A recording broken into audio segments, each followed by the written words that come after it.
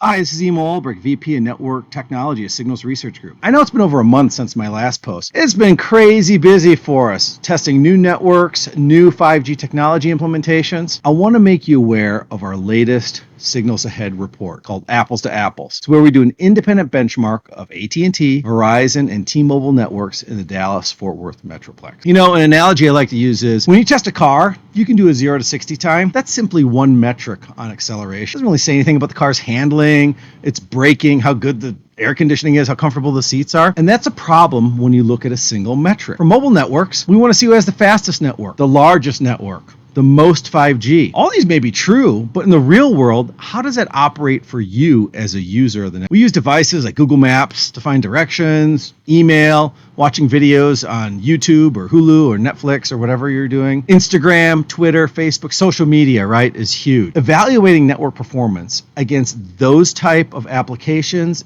represents a real world user experience. So what we're doing is we're debuting a standardized, and that's key, ETSI TR-103-559 Network Performance Score. So this has been instantiated with Rohde Schwarz. So we did our testing in conjunction with the Rohde Schwarz Mobile Testing Network Division and the use of their Smart Analytics tool. This isn't only a standardized way to measure key performance indicators or KPIs, but it's a methodology on how and what to measure and how to weight those parameters so that you can do that consistently from network to network and measure that apples to apples across the board. However, we like to understand the ability to judge things based on a single number or grade. That's just how we are. This is where the ETSI performance score really comes into play. So Rohde Schwarz utilizes this, and we took it to the next level. The ETSI spec, what it does is it culminates all of these different KPIs and quality of experience indicators into a quality of experience score for each of the service classes. There's a lot of companies and applications that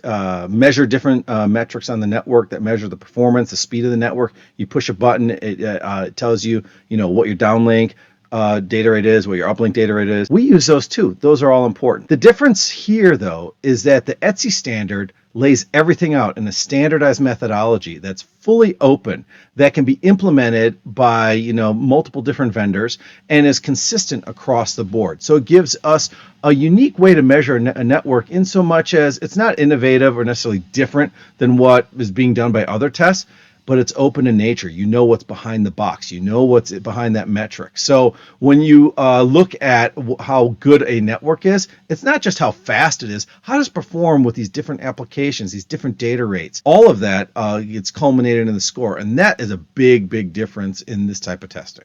All these individual KPIs, so when you think about RSRP, RSRQ, SINAR, data rate, the band I was in, like band 71 NR versus band 66, whether it was on LTE or NR, we can now break that down. So we can take that big score, break it down into individual KPIs and look at problems in the network, how performance is happening, how are my competitors doing, how does specific device work on this particular infrastructure vendor, and see what that performance is. So it allows us not only to have this high level score, but burrow down in there. I encourage you, take a look at the preview. If you're interested in the report, click on the link below. You can go purchase it. Thanks a lot, and we'll see you again in the next Signals Ahead.